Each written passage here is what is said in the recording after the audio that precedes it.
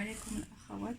بالنسبه لهذا الفيديو هو الجزء الثاني ديال الفيديو الاول على حساب السروال ديال الطونيكا. قسمته على جوج باش ما يجيش طويل.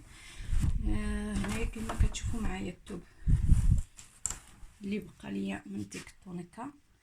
غردوا معايا البال، راه غنطوي على 4، يعني الطريقه تاع السروال اول مره نديرها معكم. ما كاينين شحال من خطره فصلت معكم السروال في القناه، انما الطريقه اللي غنكتب عليها اول مره نوصلها معكم.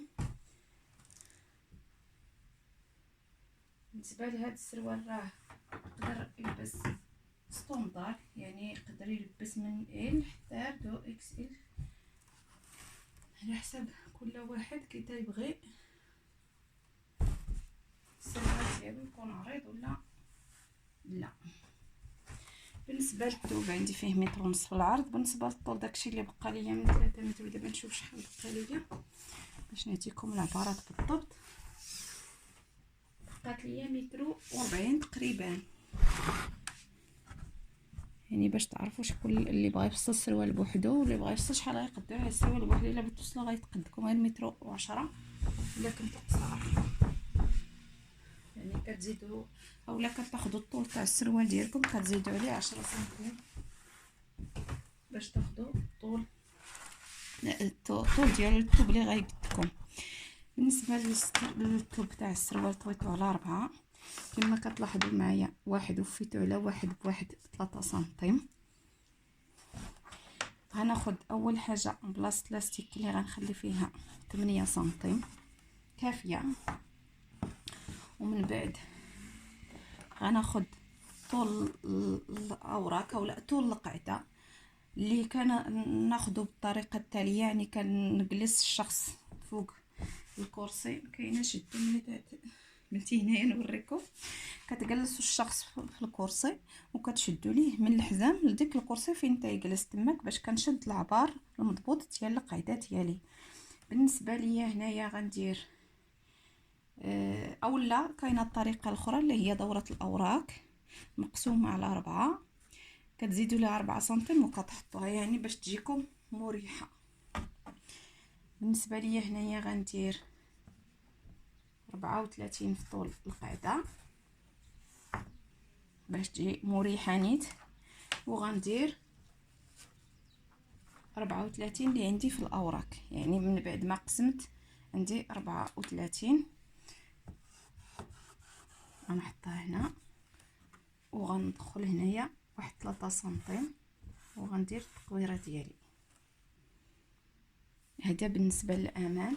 بالنسبه للخلف ها هي التقويره تاعت الخلف، هي هاتي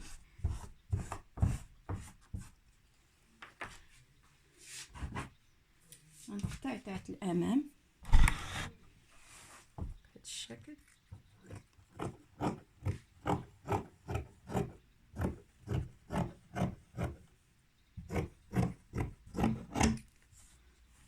يعني هانتوما زيد جوج قطع تاع الامام وغنعاود ننزل هكا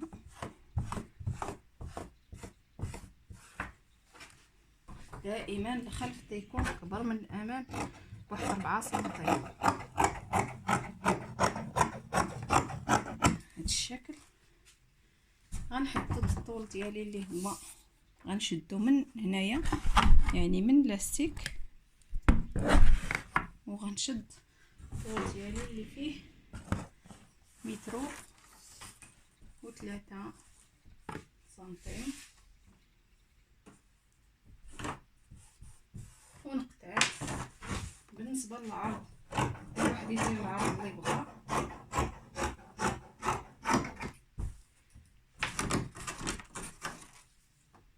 انا هنايا غندير 30،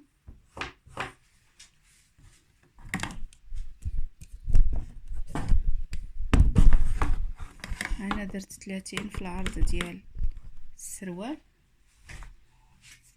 غنجيب القاعده ديالي اللي درت تاع الامام حتى ديك 30، هذا غير تاع الامام، وغنقطع غنحيد غير تاع الامام بوحدو اللي غنقطع.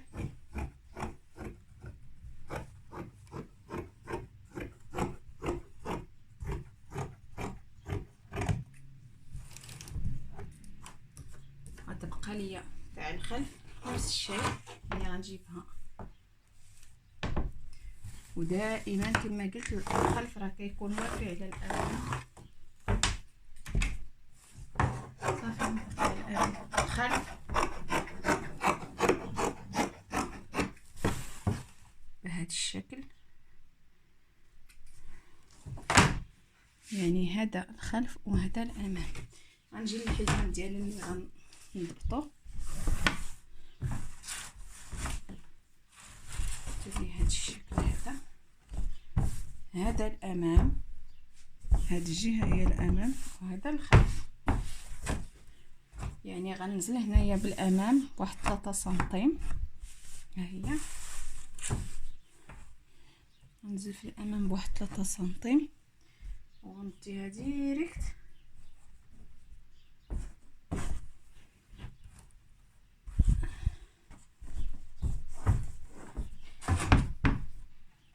للخلف باش يجي الحزام تاع الخلف.